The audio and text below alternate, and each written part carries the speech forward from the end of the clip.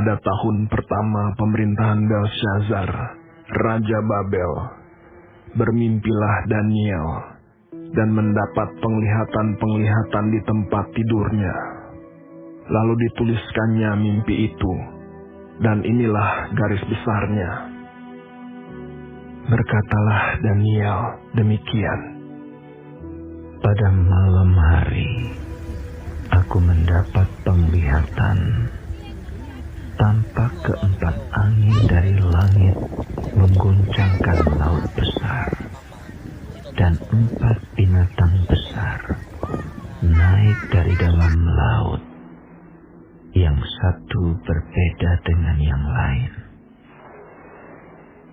Yang pertama, rupanya seperti seekor singa dan mempunyai sayap burung Raja Wali.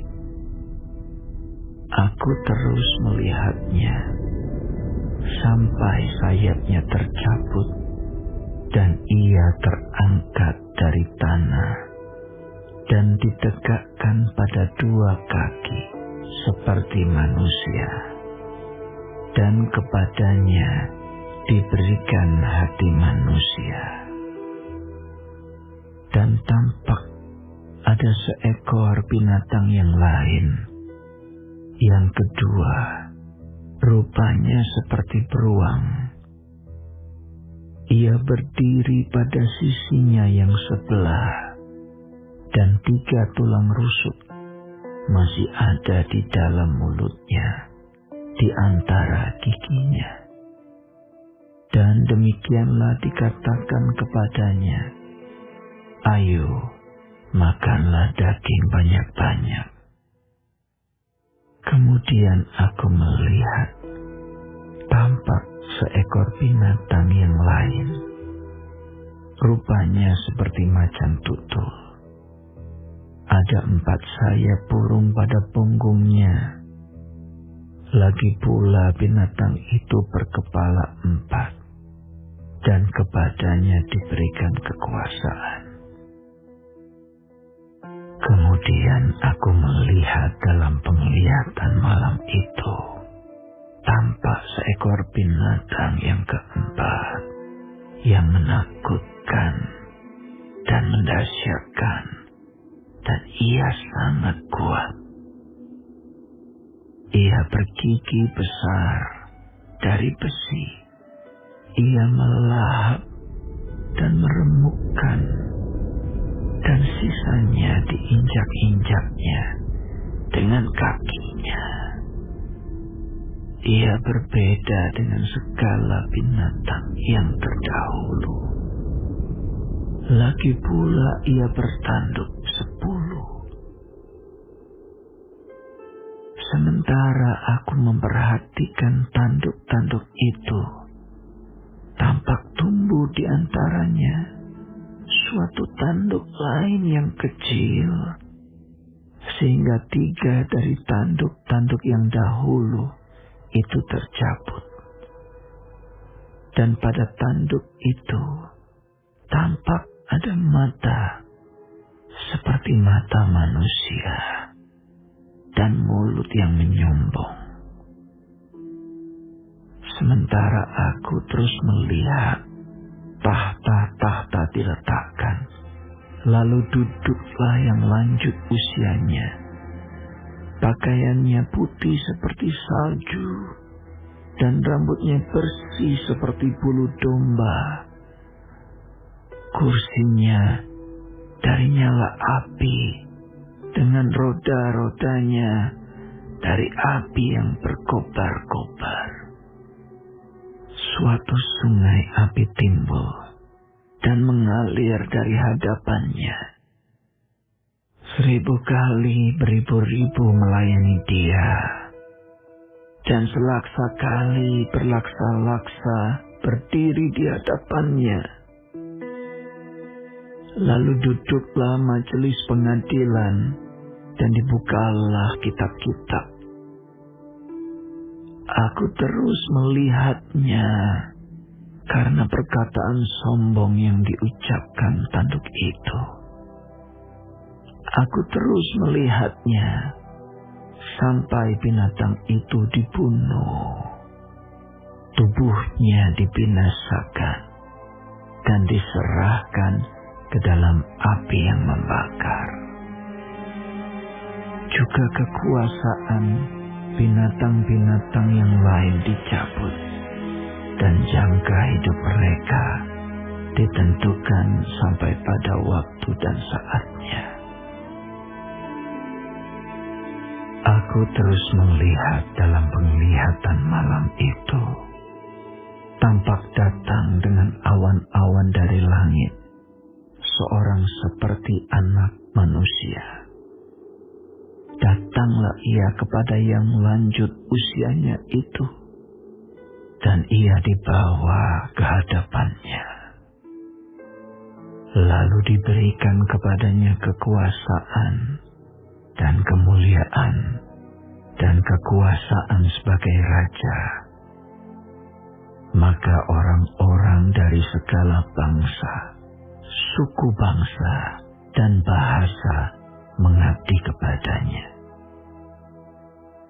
Kekuasaannya ialah kekuasaan yang kekal, yang tidak akan lenyap, dan kerajaannya ialah kerajaan yang tidak akan musnah. Maka aku, Daniel, terharu karena hal itu, dan penglihatan-penglihatan yang kulihat itu menggelisahkan aku. Lalu kudekati salah seorang dari mereka yang berdiri di sana, dan ku minta penjelasan tentang semuanya itu. Maka berkatalah ia kepadaku, dan diberitahukannya lah kepadaku maknanya. Binatang-binatang besar yang 4 ekor itu, ialah 4 raja yang akan muncul dari dalam bumi. Sesudah itu, orang-orang kudus milik yang maha tinggi akan menerima pemerintahan, dan mereka akan memegang pemerintahan itu sampai selama-lamanya. Lalu aku ingin mendapat penjelasan tentang binatang yang keempat itu, yang berbeda dengan segala binatang yang lain, yang sangat menakutkan, dengan gigi besinya dan kuku tembaganya yang melahap dan meremukkan, dan menginjak-injak sisanya dengan kakinya. Dan tentang ke-10 tanduk yang ada pada kepalanya, dan tentang tanduk yang lain, yakni tanduk yang mempunyai mata, dan yang mempunyai mulut yang menyumbang, yang tumbuh, sehingga patahlah 3 tanduk, dan yang lebih besar rupanya dari tanduk-tanduk yang lain.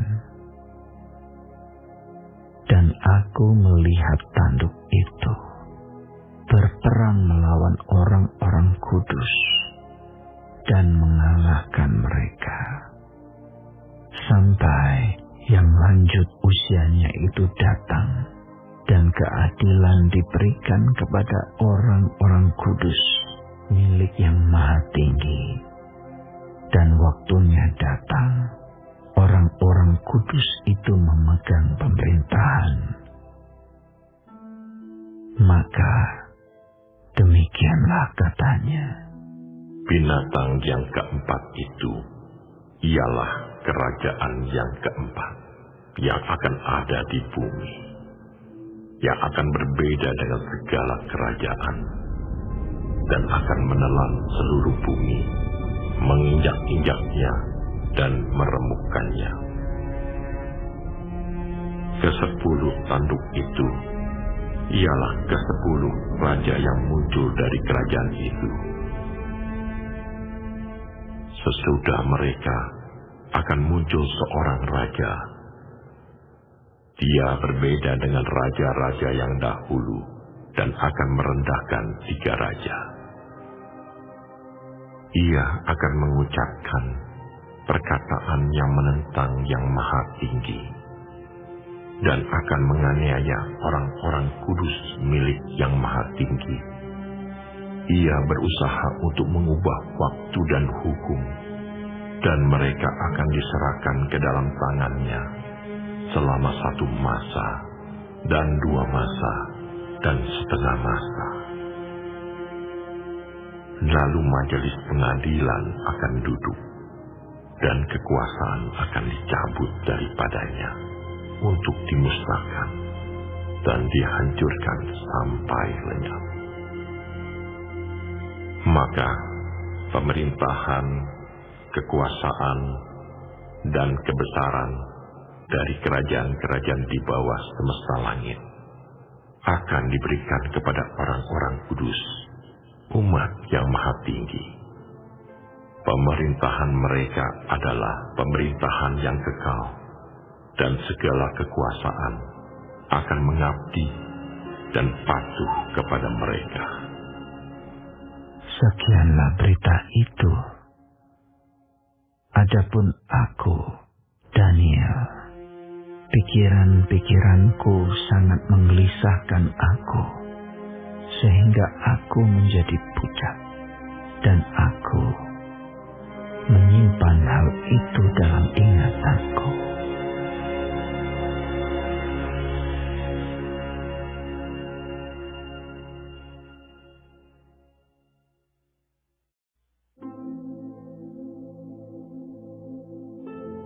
Pada tahun yang ketiga pemerintahan Raja Belshazzar, nampaklah kepadaku, Daniel, suatu penglihatan sesudah yang tampak kepadaku dahulu itu.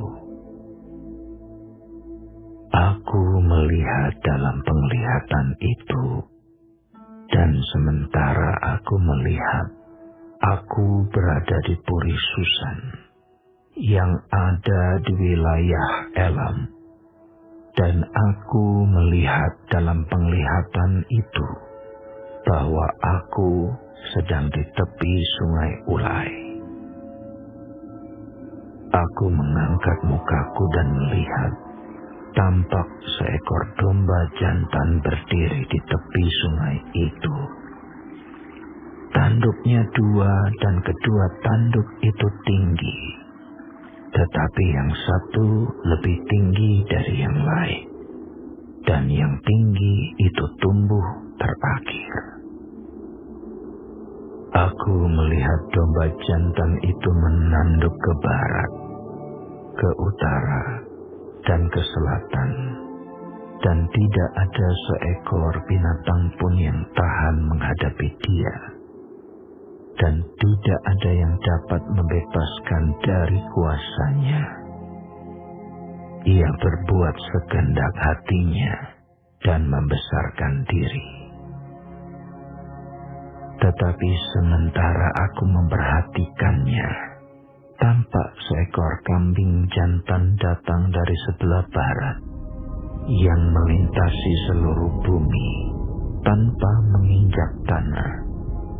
Dan kambing jantan itu mempunyai satu tanduk yang aneh di antara kedua matanya.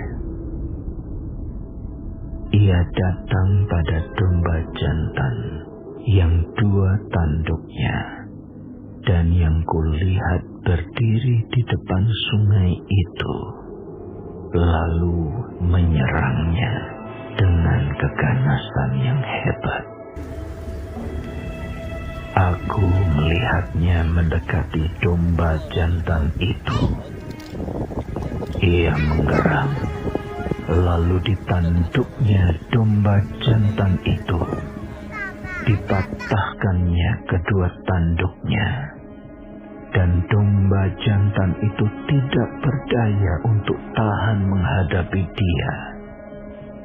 Dihempaskannya dia ke bumi, diinjak-injaknya, dan tidak ada yang melepaskan domba jantan itu dari kuasanya.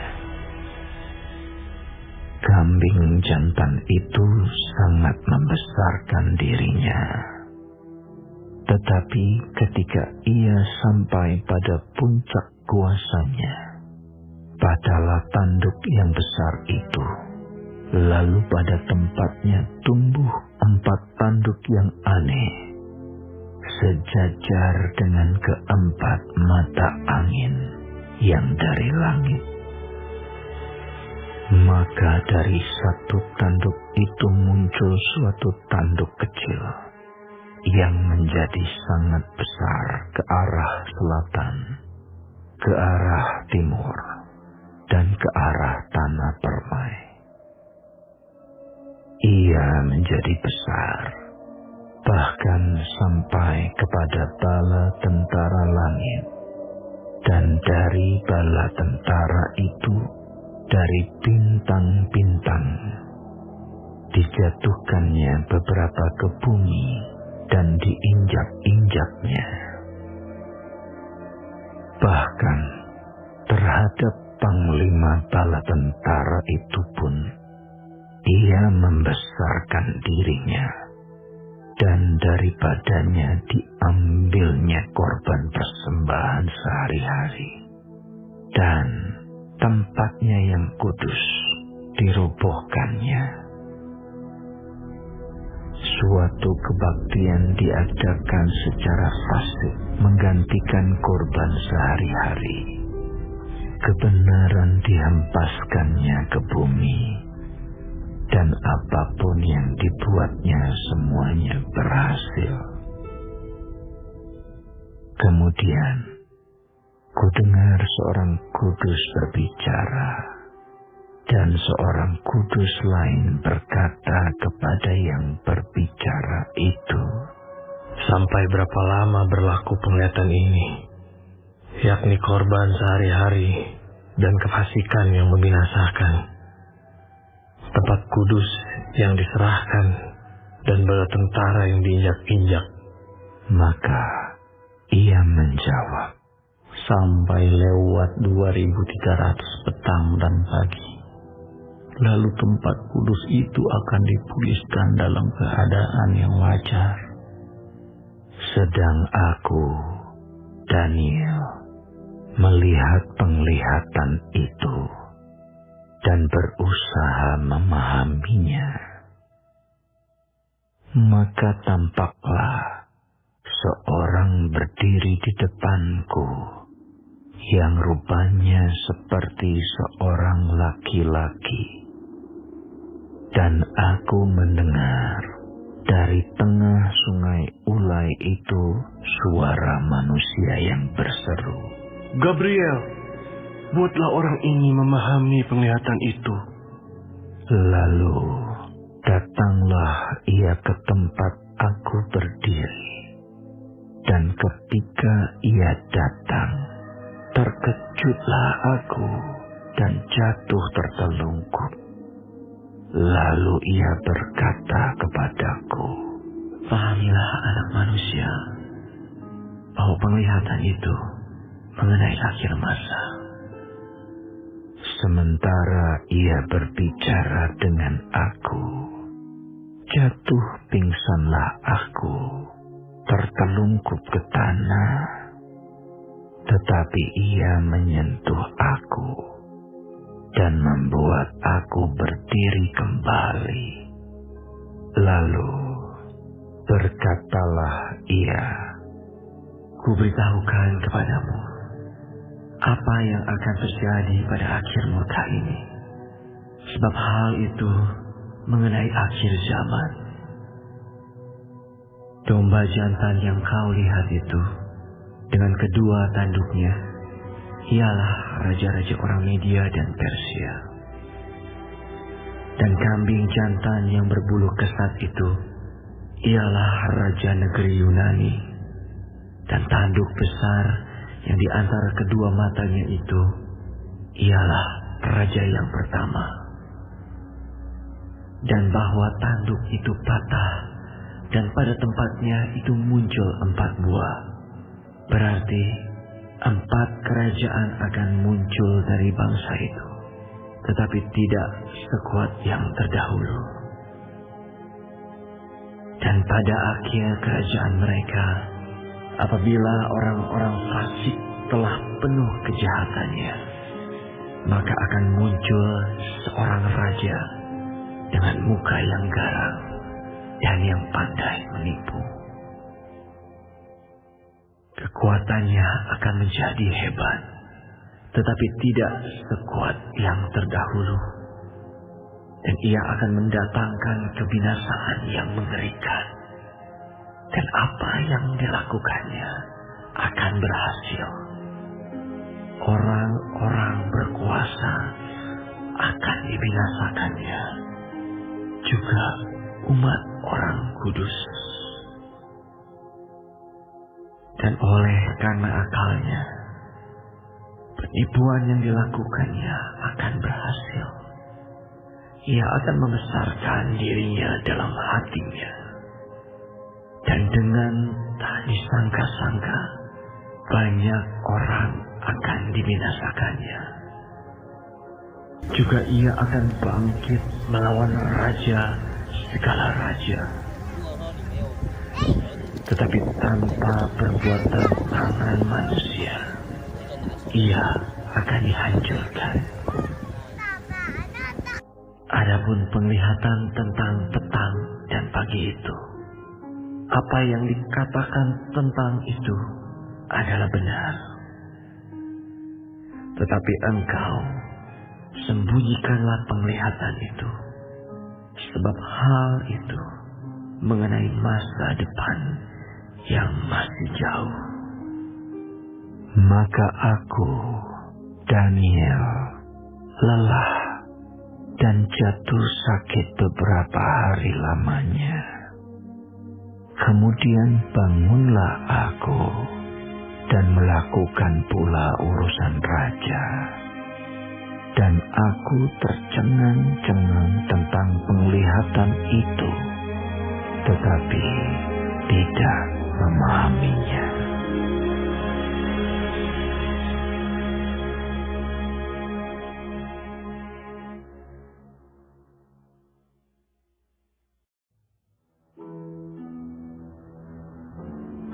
Pada tahun pertama pemerintahan Darius, anak Ahasiweros, dari keturunan orang Media yang telah menjadi raja atas kerajaan orang Kasdim.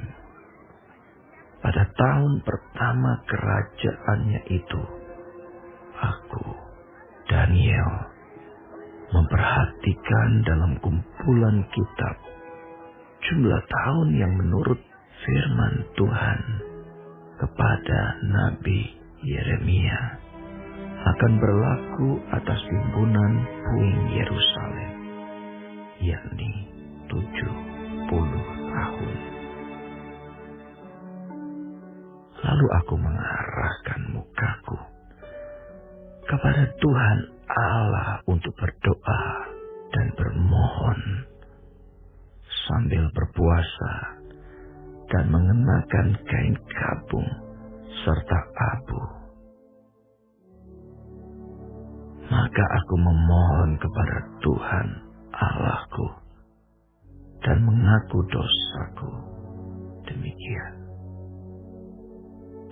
Tuhan, Allah yang maha besar dan dahsyat, yang memegang perjanjian dan kasih setia terhadap mereka yang mengasihi Engkau, serta berpegang pada perintah-Mu. Kami telah berbuat dosa dan salah. Kami telah berlaku fasik dan telah memberontak. Kami telah menyimpang dari perintah dan peraturan-Mu. Dan kami tidak taat kepada hamba-hamba-Mu, para nabi yang telah berbicara atas nama-Mu kepada raja-raja kami. kepada pemimpin-pemimpin kami, kepada bapak-bapak kami, dan kepada segenap rakyat negeri. Ya Tuhan, Engkaulah yang benar, tetapi patutlah kami malu seperti pada hari ini. Kami orang-orang Yehuda, penduduk kota Yerusalem, dan segenap orang Israel, mereka yang dekat dan mereka yang jauh, di segala negeri kemana Engkau telah membuang mereka, oleh karena mereka berlaku murtad terhadap Engkau. Ya Tuhan, kami, raja-raja kami, pemimpin-pemimpin kami, dan bapak-bapak kami patutlah malu, sebab kami telah berbuat dosa terhadap Engkau. Pada Tuhan Allah kami ada kesayangan dan keampunan, walaupun kami telah memberontak terhadap Dia dan tidak mendengarkan suara Tuhan Allah kami yang menyuruh kami hidup menurut hukum yang telah diberikannya kepada kami dengan perantaraan para nabi hamba-hambanya. Segenap orang Israel telah melanggar hukum-Mu dan menyimpang karena tidak mendengarkan suara-Mu. Sebab itu telah dicurahkan ke atas kami kutuk dan sumpah yang tertulis dalam kitab Taurat Musa, hamba Allah itu. Sebab kami telah berbuat dosa terhadap Dia, dan telah ditetapkannya firman-Nya yang diucapkannya terhadap kami dan terhadap orang-orang yang telah memerintah kami, yakni bahwa akan didatangkannya kepada kami malapetaka yang besar yang belum pernah terjadi di bawah semesta langit seperti di Yerusalem. Seperti yang tertulis dalam kitab Taurat Musa, segala malapetaka ini telah menimpa kami. Kami tidak memohon belas kasihan Tuhan Allah kami dengan berbalik dari segala kesalahan kami dan memperhatikan kebenaran yang daripada-Mu. Sebab itu Tuhan bersiap dengan malapetaka itu dan mendatangkannya kepada kami. Karena Tuhan Allah kami adalah adil dalam segala perbuatan yang dilakukannya. Tetapi kami tidak mendengarkan suaranya. Oleh sebab itu ya Tuhan Allah kami, yang telah membawa umat-Mu keluar dari tanah Mesir dengan tangan yang kuat dan memasyurkan nama-Mu seperti pada hari ini. Kami telah berbuat dosa, kami telah berlaku fasik. Ya Tuhan, sesuai dengan belas kasihan-Mu, biarlah kiranya murka dan amarah-Mu berlalu dari Yerusalem, kota-Mu, gunung-Mu yang kudus. Sebab oleh karena dosa kami dan oleh karena kesalahan nenek moyang kami, maka Yerusalem dan umat-Mu telah menjadi celah bagi semua orang yang di sekeliling kami.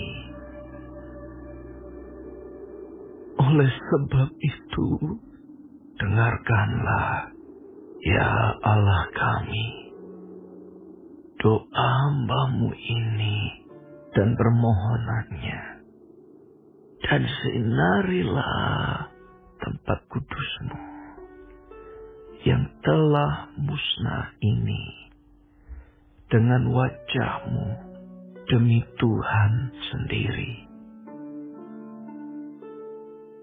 Ya Allahku, arahkanlah telinga-Mu dan dengarlah, bukalah mata-Mu dan lihatlah kebinasaan kami dan kota yang disebut dengan nama-Mu. Sebab kami menyampaikan doa permohonan kami ke hadapan-Mu, bukan berdasarkan jasa-jasa kami, tetapi berdasarkan kasih sayang-Mu yang berlimpah-limpah. Ya Tuhan, dengarlah. Ya Tuhan, ampunilah. Ya Tuhan, perhatikanlah dan bertindaklah dengan tidak bertangguh, oleh karena Engkau sendiri Allahku, sebab kota-Mu dan umat-Mu disebut dengan nama-Mu. Sementara aku berbicara dan berdoa dan mengaku dosaku dan dosa bangsaku, bangsa Israel, dan menyampaikan ke hadapan Tuhan Allahku permohonanku bagi gunung kudus Allahku. Sementara aku berbicara dalam doa, terbanglah dengan cepat ke arahku Gabriel, dia yang telah kulihat dalam penglihatan yang dahulu itu pada waktu persembahan korban petang hari. Lalu ia mengajari aku dan berbicara dengan aku. Daniel, sekarang aku datang untuk memberi akal budi kepadamu, untuk mengerti. Ketika engkau mulai menyampaikan permohonan, keluarlah suatu firman. Maka aku datang untuk memberitahukannya kepadamu, sebab engkau sangat dikasihi. Jadi camkanlah firman itu dan perhatikanlah penglihatan itu. 70 kali 7 masa telah ditetapkan atas bangsamu dan atas kotamu yang kudus, untuk melenyapkan kefasikan, untuk mengakhiri dosa, untuk menghapuskan kesalahan, untuk mendatangkan keadilan yang kekal, untuk menggenapkan penglihatan dan nabi, dan untuk mengurapi yang maha kudus. Maka ketahuilah dan pahamilah, dari saat firman itu keluar, yakni bahwa Yerusalem akan dipulihkan dan dibangun kembali, sampai pada kedatangan seorang yang diurapi, seorang raja, ada 7 kali 7 masa dan 62 kali 7 masa lamanya. Kota itu akan dibangun kembali dengan tanah lapang dan pahitnya. Tetapi di tengah-tengah kesulitan, sesudah ke-62 kali 7 masa itu, akan disingkirkan seorang yang telah diurapi, padahal tidak ada salahnya apa-apa. Maka datanglah rakyat seorang raja, memusnahkan kota dan tempat kudus itu. Tetapi raja itu akan menemui ajalnya dalam air bah. Dan sampai pada akhir zaman, akan ada peperangan dan pemusnahan, seperti yang telah ditetapkan. Raja itu akan membuat perjanjian itu menjadi berat bagi banyak orang selama 1 kali 7 masa. Pada pertengahan 7 masa itu, ia akan menghentikan korban sembelihan dan korban santapan. Dan di atas sayap kekejian akan datang yang membinasakan, sampai pemusnahan yang telah ditetapkan menimba yang membinasakan itu.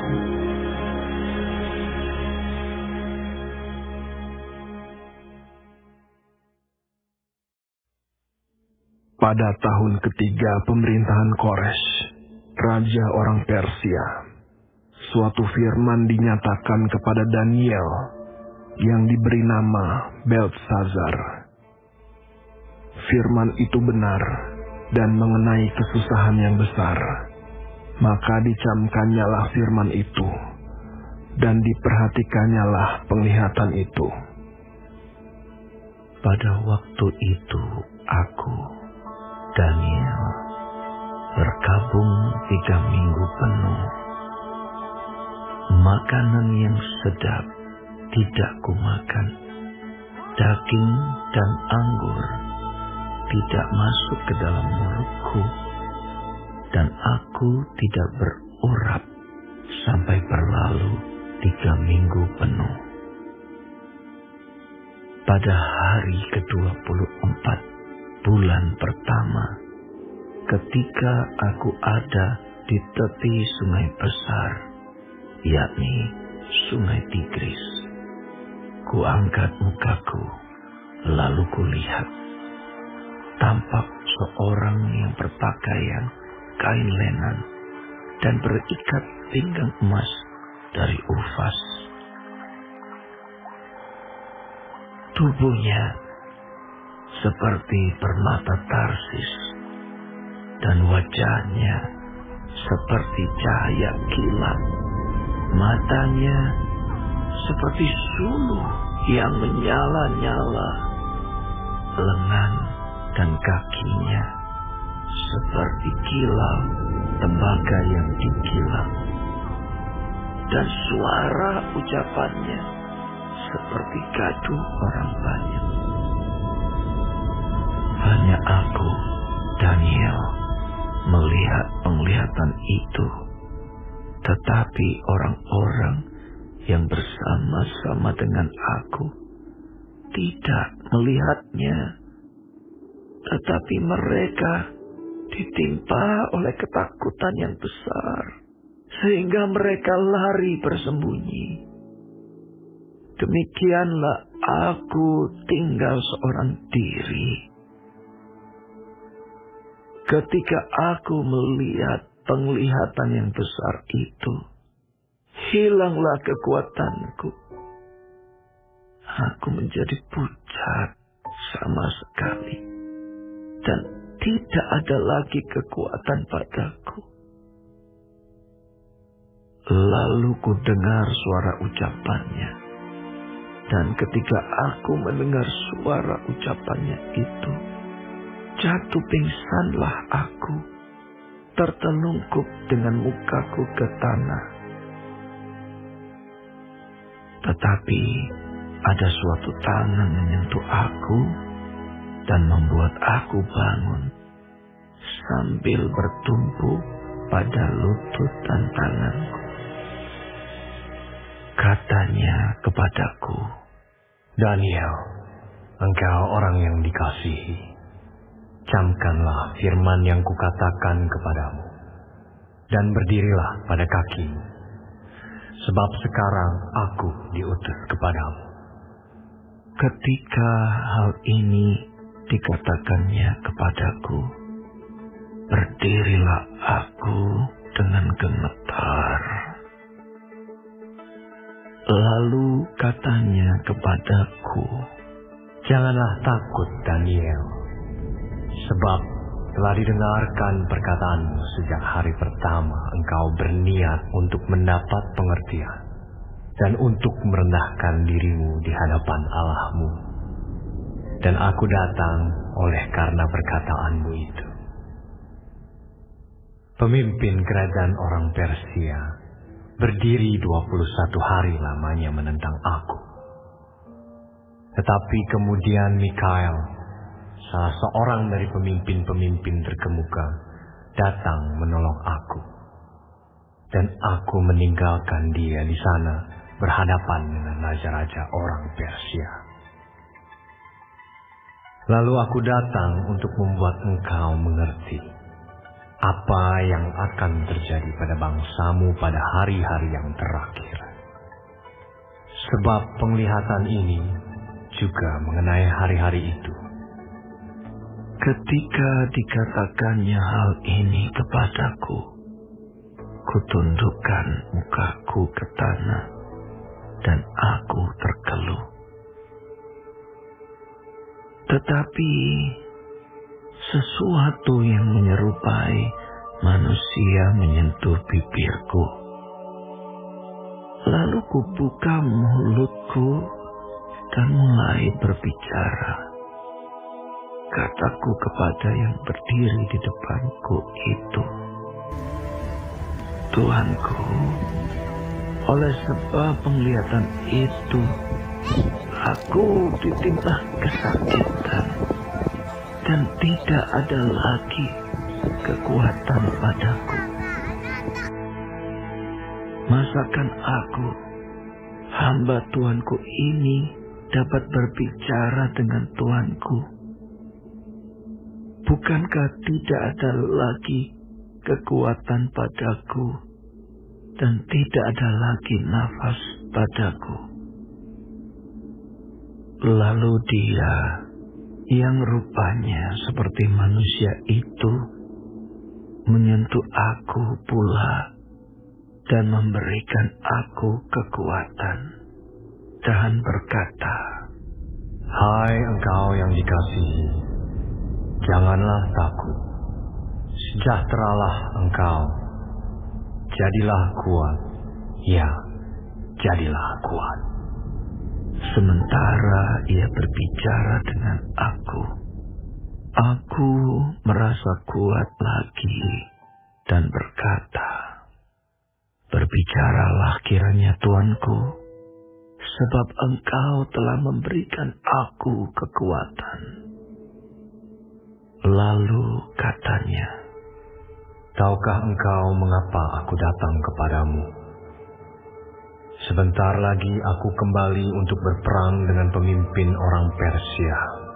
Dan sesudah aku selesai dengan dia, maka pemimpin orang Yunani akan datang. Namun demikian, aku akan memberitahukan kepadamu apa yang tercantum dalam kitab kebenaran.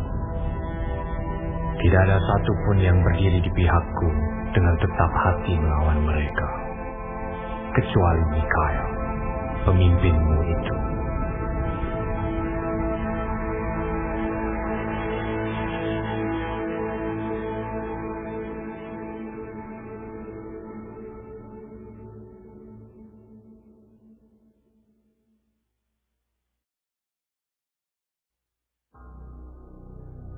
Seperti dahulu aku juga mendampinginya untuk menguatkan dan menyokongnya, yakni pada tahun pertama pemerintahan Darius, orang Media itu. Oleh sebab itu, aku akan memberitahukan kepadamu hal yang benar. Sesungguhnya, 3 raja lagi akan muncul di negeri Persia Dan yang keempat akan mendapat kekayaan yang lebih besar dari mereka semua. Dan apabila ia telah menjadi kuat karena kekayaannya, ia akan berusaha sekuat-kuatnya untuk melawan kerajaan Yunani. Kemudian akan muncul seorang raja yang gagah perkasa, yang akan memerintah dengan kekuasaan yang besar dan akan berbuat sekehendaknya. Tetapi baru saja ia muncul, maka kerajaannya akan pecah dan terbagi-bagi menurut keempat mata angin dari langit. Jatuh bukan kepada keturunannya dan tanpa kekuasaan seperti yang dipunyainya. Sebab kerajaannya akan runtuh dan menjadi milik orang-orang yang lain daripada orang-orang ini. Maka Raja Negeri Selatan akan menjadi kuat, tetapi salah seorang dari panglima-panglimanya akan menjadi lebih kuat daripadanya. Dan orang ini memerintah, lalu kekuasaannya akan menjadi kekuasaan yang besar. Beberapa tahun kemudian, keduanya akan bersekutu. Putri Raja Negeri Selatan akan datang kepada Raja Negeri Utara untuk mengadakan persetujuan. Tetapi putri itu tidak berhasil, juga keturunannya tidak dapat bertahan. Putri itu akan diserahkan. Demikian pula orang-orang yang mengantarnya, anak yang dilahirkannya dan orang yang mengawininya.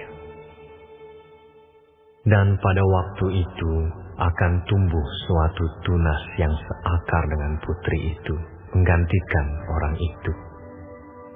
Dan orang ini akan bergerak maju melawan tentara Raja Negeri Utara dan memasuki kota bentengnya. Dan ia akan bertindak terhadap mereka dan ia akan berkuasa. Bahkan dewa-dewa mereka dan patung-patung tuangan mereka dan barang-barang mereka yang berharga dari perak dan emas akan diangkutnya sebagai jarahan ke Mesir. Lalu beberapa tahun lamanya ia akan berhenti berperang melawan Raja Negeri Utara. Kemudian raja ini akan memasuki kerajaan Raja Negeri Selatan, tetapi kemudian pulang ke negerinya sendiri. Kemudian anak-anaknya akan bersiap untuk berperang dan akan mengerahkan sejumlah tentara yang besar. Lalu salah seorang dari mereka itu akan bergerak maju melawan dia, menggenangi dan meliputi semuanya seperti air bah. Dan pada serbuan yang kedua kalinya, ia akan sampai ke benteng musuhnya. Maka menggeramlah Raja Negeri Selatan itu, lalu maju berperang melawan Raja Negeri Utara, yang telah mengerahkan sejumlah tentara besar, dan tentara besar itu akan jatuh ke tangan musuhnya. Setelah tentara besar itu dihancurkannya, maka hatinya akan bermegah. Walaupun ia telah menewaskan berlaksa-laksa orang, ia tidak akan mempunyai kekuatan. Lalu untuk kedua kalinya, Raja Negeri Utara itu akan mengerahkan sejumlah tentara besar, lebih besar dari yang pertama. Dan beberapa tahun kemudian, ia akan bergerak maju melawan dia, dengan tentara yang besar dan dengan banyak perlengkapan perang. Pada waktu itu banyak orang akan bangkit melawan Raja Negeri Selatan. Juga orang-orang yang laling dari bangsamu akan membesarkan diri, sehingga penglihatan itu menjadi kenyataan. Tetapi mereka akan tergelincir. Maka raja negeri utara itu akan datang, mendirikan kubu pengepungan dan merebut kota yang berbenteng. Dan tentara negeri selatan tidak akan dapat bertahan. Juga pasukan-pasukan pilihannya sekalipun, ya, tidak ada kekuatan apapun yang dapat bertahan. Sehingga raja yang menyerangnya akan berbuat sekehendak hati, dan tidak ada seorang pun yang dapat bertahan menghadapinya. Ia akan menduduki tanah permai, dan seluruhnya akan ada dalam kekuasaannya. Kemudian ia akan berusaha untuk menguasai seluruh kerajaan orang yang lain itu. Ia akan mengadakan persetujuan dengan dia, dan seorang putrinya diberikannya kepadanya untuk menghancurkan kerajaan itu. Tetapi maksudnya itu tidak akan berhasil dan tidak akan menguntungkannya. Lalu ia akan memalingkan mukanya ke tanah-tanah pesisir dan banyak yang direbutnya. Tetapi seorang panglima akan menghentikan penghinaannya itu, bahkan akan mengembalikan penghinaan itu kepadanya.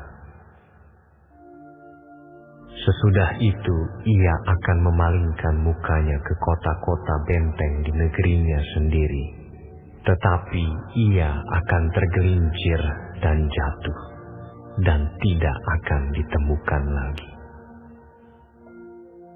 Menggantikan dia akan muncul seorang yang menyuruh seorang pemungut pajak menjalani bagian yang terindah dari kerajaan itu. Tetapi beberapa hari kemudian ia akan dibinasakan, bukan oleh kemarahan atau oleh peperangan. Menggantikan dia akan muncul seorang yang hina, yang tidak memperoleh martabat raja, tetapi dengan tak disangka-sangka ia akan datang merebut kedudukan raja dengan perbuatan-perbuatan licin. Seluruh tentara yang datang melanda akan dihanyutkan di hadapannya dan dihancurkan. Bahkan juga seorang raja perjanjian. Dan dari saat diadakan persekutuan dengan dia, ia akan berlaku curang, dan ia akan maju serta menjadi berkuasa, meskipun sedikit orang-orangnya. Dengan tak disangka-sangka, ia akan memasuki daerah-daerah yang paling subur dari negeri itu, dan melakukan apa yang belum pernah dilakukan oleh para bapa dan nenek moyangnya, yakni menghamburkan rampasan dan jarahan dan harta di antara orang-orangnya.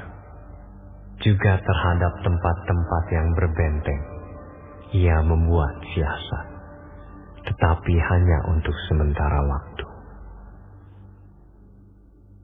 Kekuatan dan keberaniannya akan ditujukannya melawan Raja Negeri Selatan dengan memakai tentara yang besar. Dan walaupun Raja Negeri Selatan itu akan bersiap untuk berperang dengan tentara yang amat besar dan kuat, ia tidak akan dapat bertahan, sebab akan diadakan siasat terhadap dia. Dan orang-orang yang makan dari santapannya akan meruntuhkannya. Tentaranya akan hanyut, dan banyak orangnya yang tewas dibunuh. Dan kedua raja itu bermaksud jahat, dan sedang mereka duduk bersama-sama pada satu meja, mereka akan saling membohongi. Tetapi hal itu tidak akan berhasil, sebab akhir zaman itu belum mencapai waktu yang ditetapkan.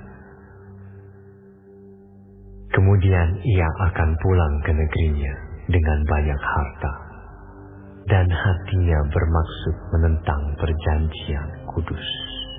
Dan itu dilakukannya, lalu pulang ke negerinya. Pada waktu yang ditetapkan, ia akan memasuki pula negeri selatan. Tetapi kali yang kedua ini tidak akan sama dengan yang pertama, karena akan datang kapal-kapal orang Kitim melawan dia, sehingga hilanglah keberaniannya. Lalu pulanglah ia dengan hati mendendam terhadap perjanjian kudus, dan ia akan bertindak. Setelah pulang kembali, ia akan menunjukkan perhatiannya kepada mereka yang meninggalkan perjanjian kudus. Tentaranya akan muncul. Mereka akan menajiskan tempat kudus, benteng itu, menghapuskan korban sehari-hari, dan menegakkan kekejian yang membinasakan. Dan orang-orang yang berlaku fasik terhadap perjanjian akan dibujuknya sampai murtad dengan kata-kata licik. Tetapi umat yang mengenal Allahnya akan tetap kuat dan akan bertindak. Dan orang-orang bijaksana di antara umat itu akan membuat banyak orang mengerti. Tetapi untuk beberapa waktu lamanya, mereka akan jatuh oleh karena pedang dan api, oleh karena ditawan dan dirampas. Sementara jatuh, mereka akan mendapat pertolongan sedikit, dan banyak orang akan menggabungkan diri kepada mereka secara berpura-pura. Sebagian dari orang-orang bijaksana itu akan jatuh, supaya dengan demikian diadakan pengujian, penyaringan, dan pemurnian di antara mereka, sampai pada akhir zaman. Sebab akhir zaman itu belum mencapai waktu yang telah ditetapkan. Raja itu akan berbuat sekehendak hati. Ia akan meninggikan dan membesarkan dirinya terhadap setiap Allah, juga terhadap Allah yang mengatasi segala Allah. Ia akan mengucapkan kata-kata yang tak senonoh sama sekali, dan ia akan beruntung sampai akhir murka itu. Sebab apa yang telah ditetapkan akan terjadi. Juga para Allah nenek moyangnya tidak akan diindahkannya. Baik pujaan orang-orang perempuan maupun Allah manapun juga tidak akan diindahkannya. Sebab terhadap semuanya itu, ia akan membesarkan diri. Tetapi sebagai ganti semuanya itu, ia akan menghormati dewa benteng-benteng. Dewa yang tidak dikenal oleh nenek moyangnya akan dihormatinya dengan membawa emas dan perak dan permata dan barang-barang yang berharga. Dan ia akan bertindak terhadap benteng-benteng yang diperkuat dengan pertolongan dewa asing itu. Siapa yang mengakui dewa ini akan dilimpahi kehormatan. Ia akan membuat mereka menjadi berkuasa atas banyak orang, dan kepada mereka akan dibagikannya tanah sebagai upah. Tetapi pada akhir zaman, Raja Negeri Selatan akan berperang dengan dia, dan Raja Negeri Utara itu akan menyerbunya dengan kereta, dan orang-orang berkuda dan dengan banyak kapal. Dan ia akan memasuki negeri-negeri dan menggenangi dan meliputi semuanya seperti air bah. Juga tanah permai akan dimasukinya, dan banyak orang akan jatuh. Tetapi dari tangannya akan terluput tanah Edom, tanah Moab, dan bagian yang penting dari Bani Amun. Ia akan menjangkau negeri-negeri, dan negeri Mesir tidak akan terluput. Ia akan menguasai harta benda, emas dan perak, dan segala barang berharga negeri Mesir. Dan orang Libya serta orang Ethiopia akan mengikuti dia. Tetapi kabar-kabar dari sebelah timur dan dari sebelah utara akan mengejutkan hatinya, sehingga ia akan keluar dengan kegeraman yang besar untuk memusnahkan dan membinasakan banyak orang. Ia akan mendirikan kemah kebesarannya di antara laut dan gunung permai yang kudus itu.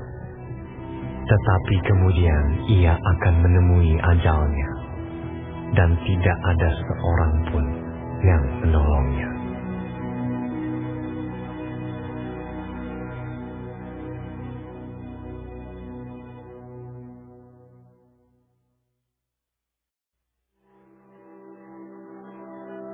Pada waktu itu juga akan muncul Mikael, pemimpin besar itu, yang akan mendampingi anak-anak bangsamu. Dan akan ada suatu waktu kesesakan yang besar, seperti yang belum pernah terjadi sejak ada bangsa-bangsa sampai pada waktu itu. Tetapi pada waktu itu bangsamu akan terluput, yakni barang siapa yang didapati namanya tertulis dalam kitab itu. Dan banyak dari antara orang-orang yang telah tidur di dalam debu tanah akan bangun, sebagian untuk mendapat hidup yang kekal, sebagian untuk mengalami kehinaan dan kengerian yang kekal. Dan orang-orang bijaksana akan bercahaya seperti cahaya cakrawala, dan yang telah menuntun banyak orang kepada kebenaran seperti bintang-bintang, tetap untuk selama-lamanya. Tetapi engkau, Daniel, sembunyikanlah segala firman itu, dan meteraikanlah kitab itu sampai pada akhir zaman. Banyak orang akan menyelidikinya, dan pengetahuan akan bertambah. Kemudian aku, Daniel, melihat, maka tampaklah berdiri dua orang lain, seorang di tepi sungai sebelah sini, dan yang lain di tepi sungai yang sebelah sana.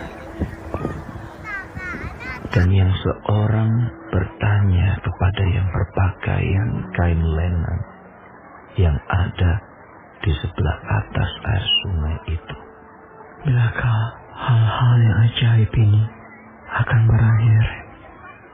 Lalu ku dengar orang yang berpakaian kain lenan yang ada di sebelah atas air sungai itu bersumpah demi Dia yang hidup kekal, sambil mengangkat tangan kanan dan tangan kirinya ke langit.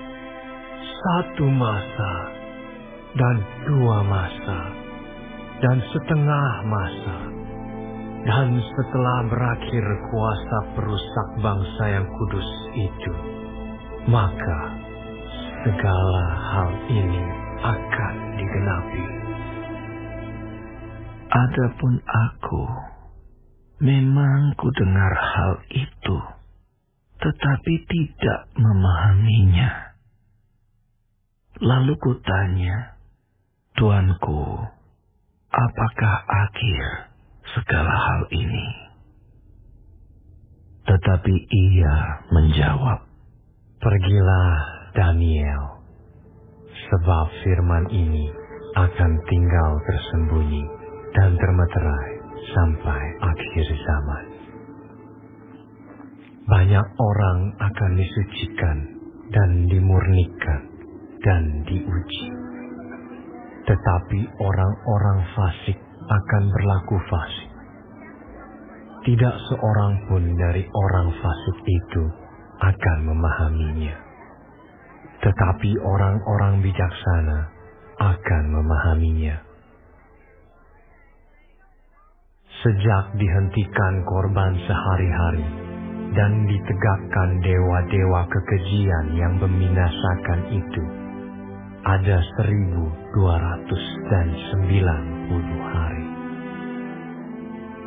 Berbahagialah orang yang tetap menanti-nanti dan mencapai 1335 hari.